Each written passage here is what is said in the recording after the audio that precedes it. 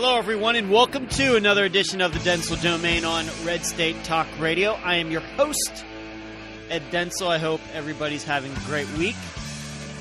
I want to remind you on some things. Starting next Thursday, I'll be gone for 2 weeks. I don't believe that I will be doing any shows. I will be up in Pennsylvania seeing my parents. And I know that in the past, I've taken my equipment with me. I don't think that I will be doing that this time, at least the way I see it. I'm about 8 or 9 days out from me catching my flight to go back up there. But we'll see. However, when I come back after the break for 2 weeks, you'll probably notice some changes. And if you are following me on Twitter or anywhere else, you've probably already seen some of those changes. Just think I needed a little bit of a rebranding. Good time to do it, being that I'm going to have a few weeks off. Need to get down to what you realize is when you do a show like this, and I've had the name of the show for a long time, is that nobody cares what your name is. Nobody cares, I don't think, what my name is or anybody else's name, and you realize that it's just a little bit of ego when you put your name in the title. Of course, I came up with the Denzel Domain years and years and years and years ago. And I will admit that it was cool for a time, but maybe I needed to rebrand it. This isn't a Republican show. It's not even necessarily a political show. It's really a conservative show. That's what it is. And that's one of the reasons I'm going to be doing some rebranding, that if people see it out there, they know exactly what it is. Instead of just seeing the Denzel Domain and saying, well, I wonder what that is. That could be about anything. It could be about sports. It could be about finance. It could be about basket weaving. It could be about photography. And now that's going to change. I think that pick up more eyeballs that I'm doing that. And as I've already told you, that I've changed my Twitter name to USA Podcast simply because other names that I tried to pick were too long. I don't know if you know this, but you just can't pick any Twitter name.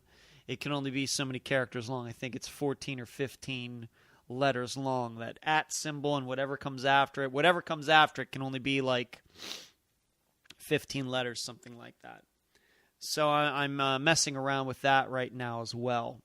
So I'm hoping that I can use that starting when I get back from Pennsylvania. But for now, it's still the Denzel Domain for the next week and some days. Moving on to the show, I will tell you that I did not watch. I'm not going to watch any of the convention. I think I told you yesterday or maybe on Friday that I ended up getting my new voter registration card from the state of Florida. If you'll remember that once Donald Trump became the presumed nominee, I guess way back in April, that not long after that I had gone over to the office, which isn't really that far away from me, and filled out the paperwork to change my affiliation from being part of the Republican Party to being what they call unaffiliated here in Florida. And I finally got that card. It took, I guess, let's say I did that, it took about 2 months to get that card, over 2 months easily, actually. And so I now have that, and I've disposed of my Republican card. So me watching the Republican convention is definitely me on the outside looking in. It's me kind of like right now feeling like I'm out in the snow and looking through a pane of glass into a very warm house, but it seems like everybody's fighting. And here I am standing out in the cold because I have nowhere else to go. But hey, I'm bundled up nice and tight. I got my gloves on. I got my hat on. Got my boots on. Heavy warm coat. I think I'm going to be fine. And especially, you don't want to be in a warm house when you see all those people fighting in there, screaming at each other. And frankly, I'm glad that I left. And as I've told you, this is not a Republican show. I know that that's the way a lot of other shows on Red State Talk Radio have gone. I know that's the way a lot of conservative media shows elsewhere have gone, just going along with the party line. I've chosen not to do that. Now, I will admit that the travesty in all of this, and the reason that I've spoken out against the Republican Party embracing Donald Trump, is because I realize that the Republican Party, despite all its faults, the way it was constituted until recently, was the only true organized opponent to Democrats and liberals in this country. That doesn't mean the Republicans were always conservative, or they got everything always right, or they always did well, or anything like that. But did enough. But with the embracing of Donald Trump, the way the leadership has gone, and I told you going way back to last year that the establishment, the leadership of the Republican Party would eventually embrace Donald Trump. Okay, and they have. In fact, now it's Reince Priebus and Donald Trump against everybody else, against the grassroots people and the people who have given money to the Republican Party for years and years and years. It's what's essentially going on now, and that's what you see going on with the delegate disputes that continue to happen today, from day to day, and the iron fist that has tried to keep them down. So there's that. But despite all of that, up until the Donald Trump years or days, the Republican Party was reliably anti-Democrat and for a lot anti-liberal, despite making all of the mistakes that they did. Well, that's now gone. Too many people have allowed Donald Trump to come in for whatever reason. Everybody has you have to remember, everybody has their reasons. The conservative media that have embraced him, they have their reasons. The leadership has their reasons. The voters have their reasons. Senators and other politicians have their reasons. The donors have their reasons. And not all of them, they're not all in agreement as to why they embrace Donald Trump. I would say that none of it makes any sense. But they think it makes sense, so it doesn't matter what I think. It only matters what they think. And that's how he's come within a few days of officially getting the Republican nomination. And I just couldn't be a part of that. Because I was willing to be a part of the Republican Party as long as they opposed people, not necessarily politicians, but people like Donald Trump. And as soon as they embrace it, I don't want to have anything to do with it anymore. Whereas it seems that if you embrace Donald Trump being the head of the Republican Party, I guess you'll take anybody. I guess. And that's not the way I don't think that I've lived my life. I don't think so. That I'll just take anything. No matter how bad or how opposite it is of my values or anything like that. I don't think that I'm like that. In fact, I think that I've always had an ideal that I've tried to live to. And not saying it's the highest ideal. Maybe some people have higher standards than I do. But I think that I know what I want. And if it can't be that, then I might as well not just be involved. And this is why, even though I am a never Trump person, why I think about going back to what I was talking about last week, that at some point, I know that there's this Kendall Unruh and all those people who have tried to get to the consciences of these delegates. At some point, you just have to let it go. These are adults They think they know what they're doing. You might as well just let them do it.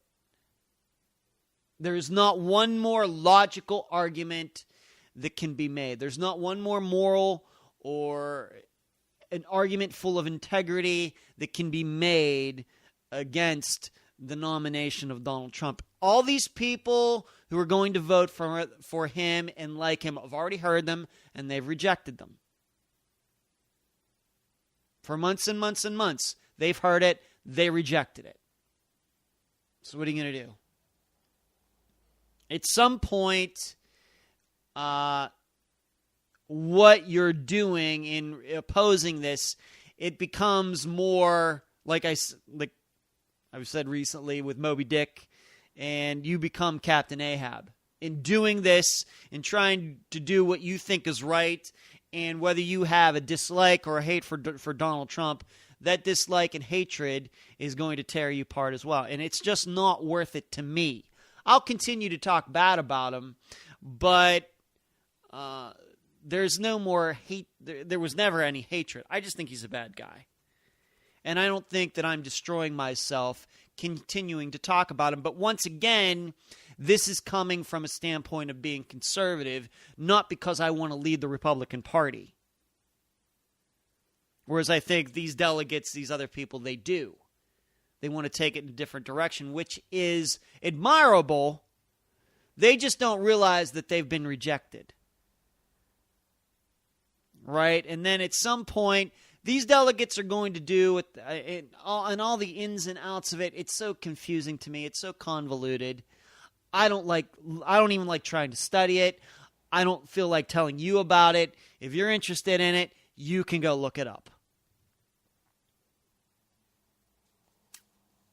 So they're down there still trying to save the day, and I just don't think the day can be saved at this point. Had Ted Cruz stuck around, maybe. There's a lot of maybes out there. But I think just too many people, I wouldn't say that never Trump. I think that the pro-Trump people have become even more hardened in their stances, and they're going to get what they want, and I hope they're happy. That's one thing about life. Be careful what you wish for. You might just get it. Well, they're going to get it, and I hope they're happy with it. Whenever this nomination happens in the next few days, they're going to get to revel in it from now until November, and maybe even after that. And we'll have social media through Facebook and Twitter and Instagram and Snapchat and everything and all these blogs, because nothing ever disappears on the internet, to remind these people when the Donald Trump presidency goes wrong from day one, we'll remember. We'll remember who those people were that wanted this.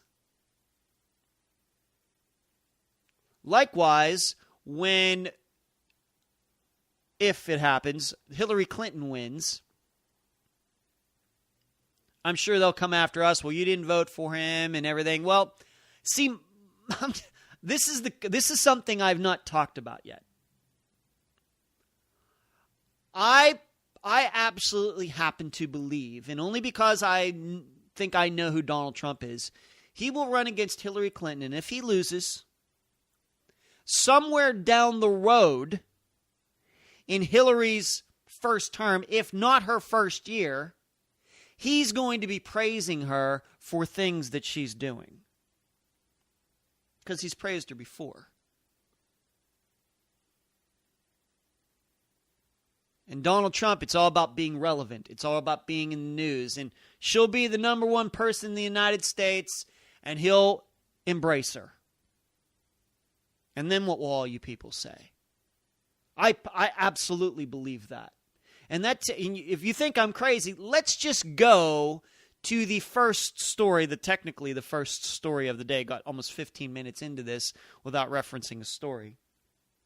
Not even I could have predicted this, that Melania, I have to admit, I don't even know how to pronounce her name. I don't watch any TV. All I do is read stories, but I see Melania, Melena? I'm just going to say Melena for now. Trump, and if I'm pronouncing that, I apologize. But Mrs. Trump gave her speech last night at the convention. Not even I could have predicted that she would go up there and blatantly rip off sentences, paragraphs, ideas from Michelle Obama's speech in 2008. Now, I've read that Donald Trump was telling people going up to his wife's speech that she wrote it herself. She wrote it herself. And I didn't hear her disputing any of that. Now, today, the day after, Paul Manafort and others are saying, no, these speechwriters did it. So we can't even get the straight story on whether she wrote it herself or other people wrote it for her. And either way, I really don't care. I just wish they could get their story straight. She wouldn't be the first person to get up there and read a speech written by somebody else.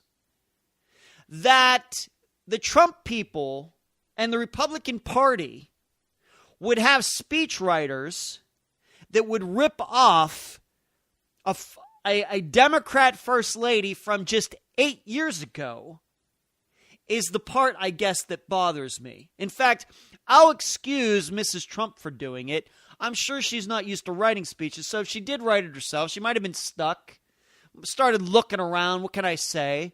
Might have happened upon something that Michelle Obama said and ripped it off. It's not moral to do that, I guess. And if you'll remember, going way back to the 1980s, Joe Biden had to stop his presidential run in 1988 because he ripped off a speech. Was it from a prime minister of England? Yeah, it was somebody from a foreign country. For some reason, I was going to say the Pope, but I don't think it was that. I think it was a prime minister, another politician from another country. There was a scandal that was completely plagiarized and embarrassed him, and why he didn't get the nomination way over 25 years ago. But here she is, Mrs. Trump, Donald Trump's number one woman, and in front of the nation, if not people watching in other countries, she delivers a speech that is a ripoff. Now, if somebody wrote it and she read it, I excuse her. I just wish they could get their story straight. That they would rip it off from a Democrat shows you what is up with this. Don't you see? Not even I could have predicted that. I mean, all she has to do is get up there and really just give a speech that any Miss USA could give. Very bland, not offending anybody, just talking favorably about her husband. That's all she had to do. And the words aren't even original. I mean, we make fun of beauty pageant contests, and the contestants get asked these questions, and the answers are so bland and so politically correct. And she could have gone up there and done that. It's the first night of the convention. Nobody in really cares, I guess. And she does this. As I told a friend of mine this morning, if you can't see that this is a con game, that the characters, Robert Redford and Paul Newman's characters would have been proud of in The Sting, if you can't see that, I don't know what to tell you. This is a campaign of Donald Trump that is the ultimate in laziness, the ultimate in not paying attention to the details, ultimate in embracing any sort of ideology out there, no matter how wacky, shortcuts, cheating, not necessarily at the ballot box, but plagiarism is cheating. And you can, guys, continue to embrace it. And I'm sure those Trump people, well, we know Paul Manafort today has already said that, well, that wasn't a ripoff. All you have to do is watch the videos. Hey, I'm a writer. And I'm proud to say that in all the books that I've written, that I didn't rip off anybody else. No stealing passages from other books. You know why? Pretty much, I'll be honest, I don't read that much fiction. So it's hard for me to rip off other fiction when I haven't read it. Guess what? That's the reason I don't read it. So I don't subconsciously do it and plagiarize somebody else. I have used sentences from other books in my books, though, and put it in the foreword so the readers know that I've done that. And it's usually to further the story. It's usually one of my characters quoting from some other book. So, it's amazing. Of all the choices in the world, they make the choice of plagiarism. Here's what I know. I can bet there aren't going to be any plagiarized speeches at the Democrat convention. Moreover, if there is plagiarism, they aren't going to plagiarize from a Republican. They aren't going to plagiarize from a Barbara Bush speech or a Sarah Palin speech or a Meghan McCain speech. Or did John McCain's wife speak at the convention in 2008? Probably. I don't remember. They're not going to rip off from her speech. They're not going to rip off, did Mrs. Romney speak in 2012? She probably did. I don't specifically remember. They aren't going to plagiarize from a Mrs. Romney speech. But Mrs. Trump will rip off from Mrs. Obama. And if she had speechwriters, that they would go out there and allow her to do that shows... a lack of respect? But this is what I've tried to tell all of you. When you start looking at, it seems to me that then the speechwriters are no different, and who knows what their names are. They're no different than the public people that we've seen in the Donald Trump campaign for the last year, for Katrina Pearson to Corey Lewandowski and others. Incompetent. Shills. Con women. Con men. Flim-flam women. Flim-flam men. Looks like the speechwriters are that way too. Once again, I'd like to think that Mrs. Trump wouldn't do that. She didn't write her own speech. I'm hoping that she was just given a speech and say, hey, go say this. Go read this tonight. Not because I think she's an airhead or anything else. I don't believe that at all. But that's the way it usually goes anyway. Tell you who has to really be worrying right now is Ted Cruz. He's supposed to speak at the convention, and I read that they are going to approve or disapprove of what he's going to say. I tell you what, Ted, you better check that speech that's going to go into that teleprompter before they put it in there, or they might set you up for plagiarism. You better be very, very paranoid when you go up and stand on that stage. Whether you're going to endorse Trump or not, I hope you don't. Either way, you better, as you're reading that speech off the teleprompter, you better be actually thinking about what you're saying and see if it rings any bells from any other speeches that have been given over the years. Because I could see the Trump people setting you up.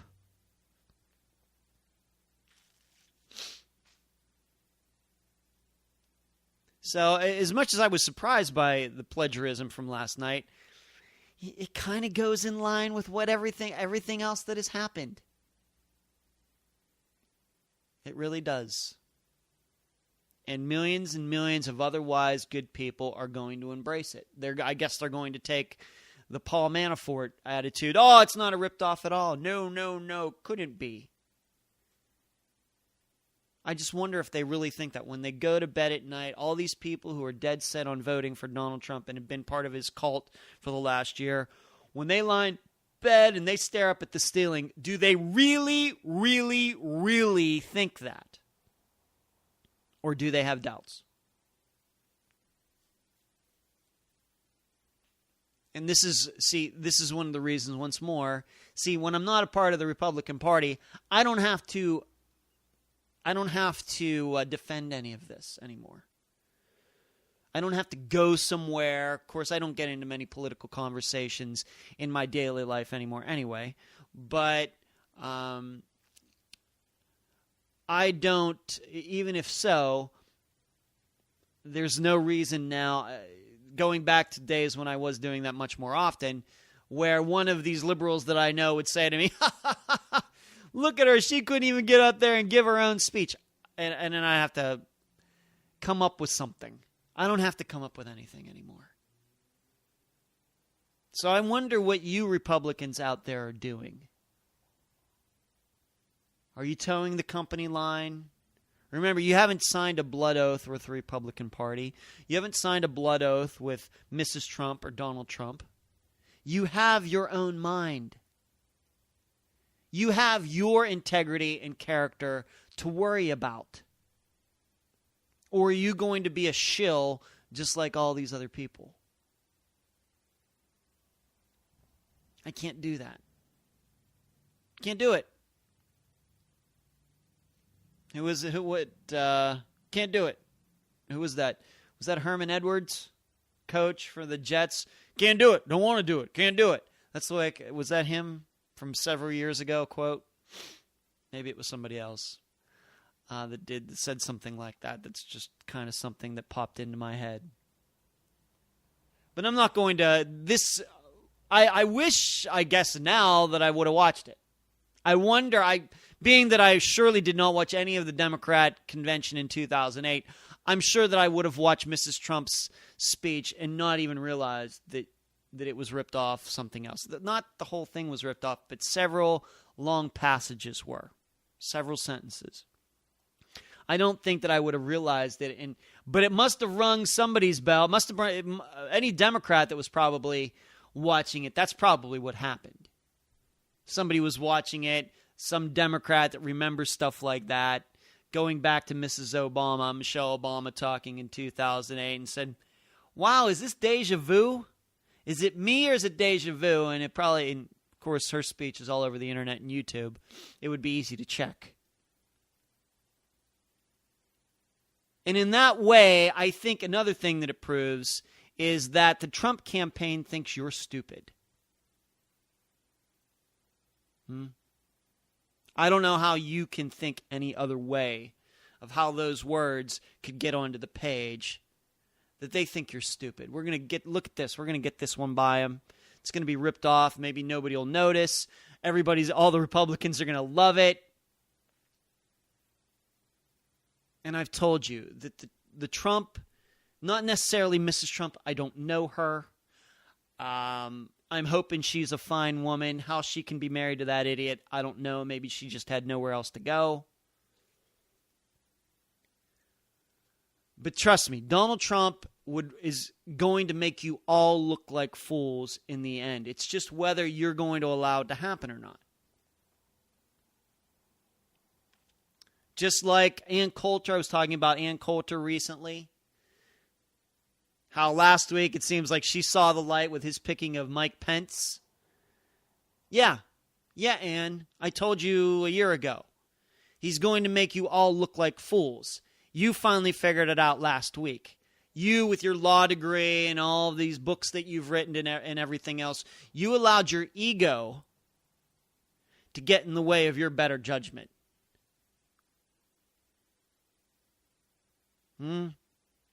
You look like a fool. And anybody that buys any of your books from now on, guess what? They're fools too. You're masquerading as somebody who is smarter than the rest of us, passing along knowledge, and you're not, because you allow your ego, your wants, your needs to get in the way of conservatism. And I can't go along with somebody like that. And I hope a lot of other people can't either.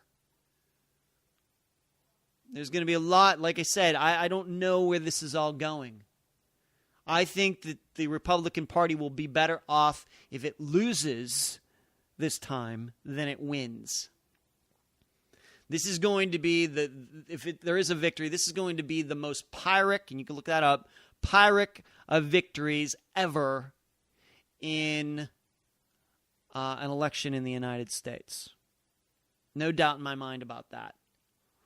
Sometimes it is better to lose because you learn more about yourself, and it's better in the long run. This time, too many people are hell-bent on winning at any cost, and I can't do that. I got to go to the break. You've been listening to The Dental Domain on Red State Talk Radio. The voice of American conservatism. WRS Digital, Red State Talk Radio. And we are back at the Dental Domain on Red State Talk Radio. I want to move on to something else. You're just going to have to delight in the plagiarism of Mrs. Trump on your own and follow that story. I wanted to talk yesterday, although I ran out of time, when you're talking about the Baton Rouge murders of those police officers, and when you're talking about Turkey and its coup, both of those continue to be developing stories. They're getting more into who the shooter was in Baton Rouge and how kooky he was. And then in Turkey, I was reading that they're going right to the beheadings in Turkey, if that's to be believed. They've fired thousands of teachers in Turkey, allegedly teaching the wrong things. So the purges continue. I'm glad I don't live there right now. And maybe I'll get to talk a little bit more about Turkey in a few days, depending on what else goes on. But I didn't have a chance to go back to, I was going to talk about just police in general again. I know I did after the Dallas shooting, but need to take a look at this maybe from a little bit different point of view. And I guess that one of the legacies that Barack Obama is going to leave when he exits the White House next January, no matter who the next president is going to be one where it has gotten worse for law enforcement over the last 8 years. I don't know how you can see that in any other way. That there is, as an article was written at foxnews.com, that when citizens start getting it in their minds, no matter how bizarre their minds may be or whatever else, that cops, it's okay to hunt down cops, then you have no discipline, you have no law and order. It becomes not a country of laws, but a country of men. And that is going to be one of Barack Obama's legacies. And I don't think that that is a coincidence. I'm not going to put all of the blame on him. A lot of it. The truth is that he comes from a part of our culture where police are hated. And I don't mean because he happens to be black. I mean because he was surrounded by people who hated cops. He was surrounded by, for example, William Ayers, who tried to blow up the Pentagon way, way, way back. That is not a coincidence. That him in his younger days, not that he did anything specifically against police as a young man, but he was surrounded by people who hated the police and hated whatever they were doing. I think that that has finally come out in his administration, and that's why I continue to say that character matters. Even if Barack Obama never comes out and says that he hates cops, and I'm not sure necessarily that he does, but that he is not a full supporter of cops, only in their unions and getting their votes, that eventually trickles down to those people in society who might have the urge to go out and shoot a cop. This is, by the way, what scares me about Donald Trump, in that not necessarily regarding cops, but the way he has handled his business in his life, and I mean that figuratively and literally, that he is a cheat. that he is a con man. And those types of, you bring that character in the White House, it will filter down into the culture. It just will. People will see it. And although I know it already, that kind of stuff exists in our society, just as killing cops existed before Barack Obama became president, I mean, the murdering of cops did not start in 2009. But it seems within our culture it became a lot more acceptable, especially in the last couple years. Same way with Donald Trump. We already know that there are con men, con women, fraud, committing fraud against others. But with Barack Obama or with Donald Trump, don't be surprised if that becomes even more so if he becomes president. Same way with Hillary Clinton. She has huge character flaws that already exist in our society, and those things will get worse if she becomes president. Whether it has to do with running fraudulent charities or letting yourself be hacked and withholding information from people, those things already happen, we know, in our culture, in our country. Well, don't be surprised if all of that gets worse and white-collar crime gets worse if either Donald Trump or Hillary Clinton become president. Just like we know things have gotten worse in parts of our culture because Barack Obama became president. He exacerbated it. And that is something that he's not going to be able to clean up between now and the end of his presidency. It's not going to happen. Now, I know that there are going to be liberal historians that will try to portray it in a different way, but the statistics are the statistics.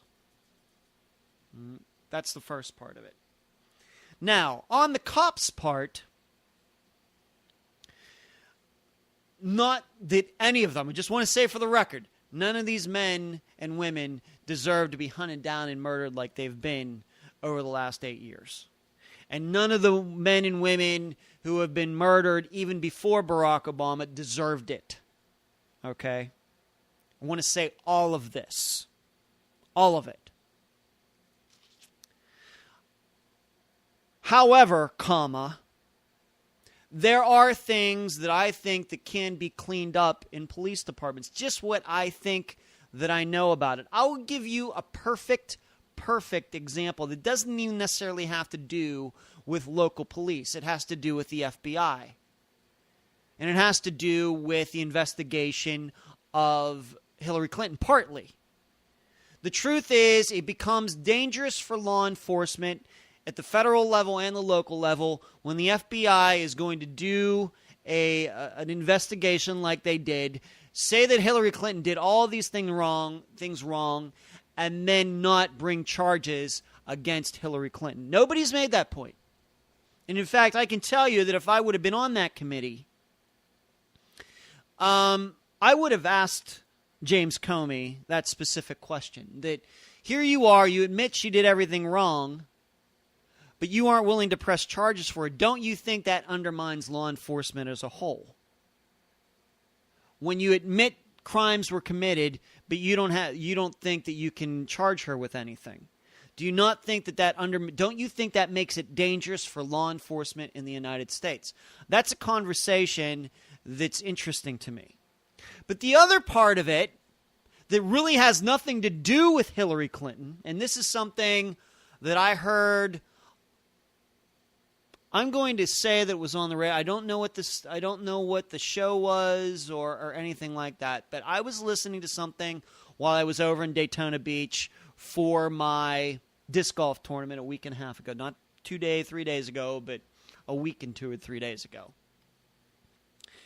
And there was a big deal made of how the FBI did not keep any transcripts, did not record this interview that these agents did with Hillary Clinton. All these people, well, how can you trust? She gets special treatment. She doesn't. Well, then you start to find out that is standard operating procedure. It's just a few notes that the agents will take when they are talking to a witness or a suspect or something else. And you know why that is? You know why they don't take transcripts? You know why they don't record it with a recorder on a phone or have a camera set up or anything else? You know why? And the FBI has been doing this for decades, the way they do this. Because in the end, if a crime or something is going to be charged, they want it to be the agent's word against the suspect's word. Whereas when you have things on the record, nothing can be distorted. How about that? So the FBI does not take transcripts on purpose so they can make the conversation, the interview, fit their own narrative should that need to be done. So Hillary Clinton did not get special treatment. She got, as far as the recording part of it, she got the treatment that every other possible criminal has gotten out there. That's amazing. That's disgusting. It's disgusting. Whereas we know the local police departments on the First 48, if you've seen that show and others, that they take people in an interview room, it's videotaped, it's recorded, it's saved. In fact, even to the point that they play them on TV and they have nothing to hide. The FBI, that's not the way they conduct their business. So right there in what would be the most well-known law enforcement agency in the United States, they do things that you would say are a little underhanded. That doesn't help. That does not help law enforcement as a whole in the United States. That sounds to me like something they would have done in East Germany in about 1973. Having seen the movie The Lives of Others, which is one of my favorite films of all time. So there's part of it. Another part of it, as has been pointed out in a few places, is that what is the deal with law enforcement uniforms becoming more and more, they look more and more like military uniforms, with all these badges and everything on the breast of the shirt and all of this. What's going on with that? You know that this isn't news to all of you, but I've talked about my fear about the militarization of law enforcement in the United States. They may say, well, we need it. Look what's going on out there. Well, maybe. Maybe. But I look back at 1950s, 1960s, into the 1970s. I look at police uniforms. They don't look anything like they do today. Now, I know fashions have changed. I don't mean it that way. But today, they certainly do look a little... I think of that one guy who's a huge Trump supporter. He's from Wisconsin. He's from Milwaukee, that cop that's already on there, and everybody loves him. I think personally that he's a blowhard. But he's on there with his uniform. You'd think that with his uniform, the way it is made up, that he was out. It looks like a uniform that Gaddafi would have worn. With all the medals and everything. This guy hasn't been in any battles. He's a cop, and I appreciate his service. But I thought that kind of stuff was, for Patton and MacArthur and guys like that. Not some cop from Wisconsin or Milwaukee. This is another way that I think it makes even a guy like me start to wonder what's going on. In addition to so it's like that militarization, looking like a military uniform, having military equipment, and that is never what American law enforcement was supposed to be. And I don't want to hear about how the criminals are getting. If you want to give the cops AR-15s and things like that, I perfectly understand it. I perfectly understand it. But I think that getting armored cars and all this surplus stuff from the military is going too far. It's the wrong kind of appearance.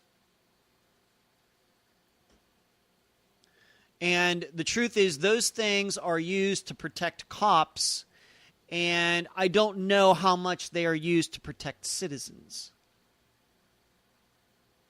I don't want any cop to die on the beat. But if they're spending money on military hardware over and over and over, specifically defensive type things, it gets, at some point, doesn't it get a little weird? Doesn't it get a little weird?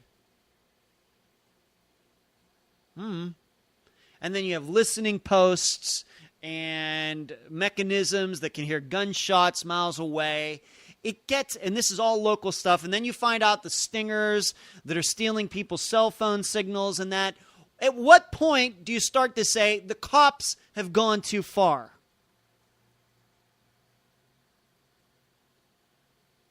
Now, I'm not sure that any of the stuff that I've mentioned so far has brought on what has happened in the last couple years. I'm not sure of that. But I know as a law-abiding citizen like me, it bothers me. However, what I do think, moving on, and where white people and black people should be worried about, is we know that there are a lot of good cops protecting a lot of bad cops. How do I know that? Because that's what people do. That's human nature, unfortunately. There are bad people in business. There are bad people in business, bad people in sports, bad people in farming, bad people in any industry in this country, and dare I say it, in the world. Varying levels of bad, from just cheats to outright murderers. And the perception I have is that there are a lot of good police protecting a lot of bad police.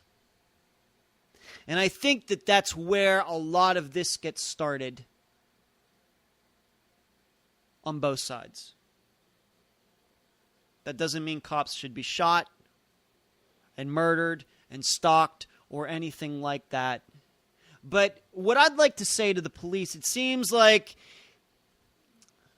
what do they call it? The thin blue line? If they can't do their job according to the rights that we have as citizens in the United States, then people and cops should be able to talk about that. And I just don't mean black people and cops. I mean all people and cops. My fear is that if you have that conversation, though, is that too many cops, you know what they want to do? They want to take guns out of people's hands. We see that up there in Cleveland. As much as the head policeman in Cleveland is talking about how Barack Obama has blood on his hands from what happened in Dallas and Baton Rouge, the police union in Cleveland is saying, no, we're not allowing open carry. We're going to restrict your Second Amendment rights as they understand it in Ohio while this convention's going on. Could it be that that's the reason that cops are also having problems these days? Their automatic knee-jerk reaction is to rescind people's rights. You know why they do it? For their own protection. So is policing about protecting people's rights, or is it about just keeping cops safe? And can we have both?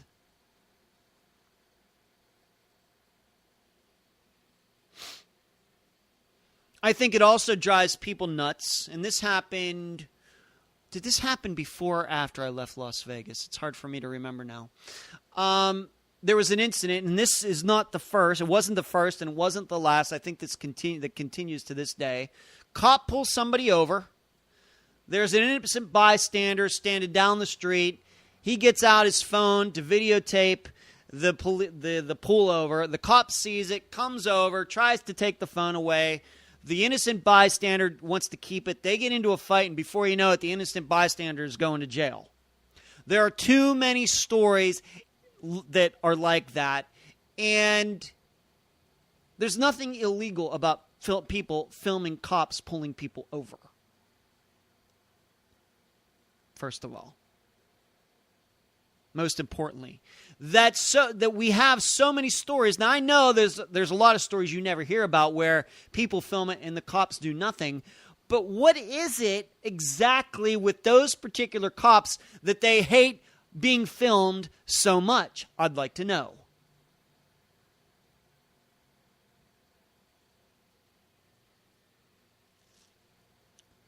So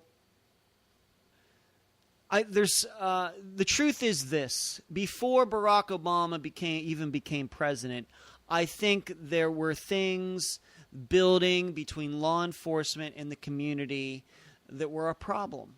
It's brought on by the community, but it's also brought on by police themselves. The problem is that I'm not so sure police are in the mood to change some of their things. And besides, they're always going to have the argument, well, we're here to protect the peace, and we're here for law and order. And what do citizens have? Well, we'd like to keep our rights. Well, too many policemen think that I think those things need to be suspended so they can do their job. I think. Once again, this does not mean that they deserve to be shot. All of these cops were murdered for no reason. It wasn't self-defense. It was nothing. These were not the cops who were involved in these incidents that got all of this started. But I think what goes through people's heads, not just black people's heads, but white people's heads, is that how long has this been going on? The reason we're seeing it now is because of technology.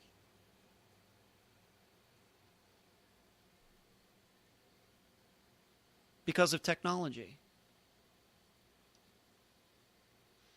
And also, I mean, we even have a story down here that happened over 10 years ago where a cop pulled over two guys and said they were taking them to jail, said he didn't take them to jail, dropped them off at a Circle K. This is down in Naples, Florida. Those two guys disappeared. That cop he's not a cop anymore, but he's still walking around as a free man. Guys disappeared. Now, of course, the thought is that this cop killed these two for no reason. No proof of that. But there's just a story in Naples, Florida. So, there's just a lot. The thing is, law enforcement is going to have to change too, at least a little bit. And it starts by good cops turning in bad cops. If they can't do that, then that's the easiest thing to do. If you can't do that as cops, then you can only expect so much from us as regular citizens. You can only expect so much. If you're going to look this way and look that way and not turn somebody in and allow that to happen, then you know what? Then we as citizens, we're going to have to do the same. It starts with you because you are the ones who are supposed to be the pristine ones, not us. Not the perfect ones, but somewhat pristine. I know it sucks. I know it sucks. And if you can't do that, then you should leave the force. If you're a good cop and you can't turn in a bad cop, you should leave. Simple as that. And then we can sort it all out once we determine who the bad cops are, just because all the good cops have left. But I got to go. You can go to edwarddenzel.com where you can find all of my old Red State Talk radio shows. You can also find them at Podomatic and iTunes only now. You can also be able to find them at YouTube, but not right away. You can find me on Facebook. You can find me on LinkedIn. Email me, edwarddenzel@reagan.com. You can go to my new podcast name, USA Podcast. So that little A sign with USA Podcast. If I have to talk to you about anything else, of course, I don't have another show going on right now, but I'm going to. Another disappeared show coming up, and I'm not going to be doing that for about a month. I'll tell you when that happens, but I got to go. Thank you for listening. You've been listening to The Dental Domain on Red State Talk Radio.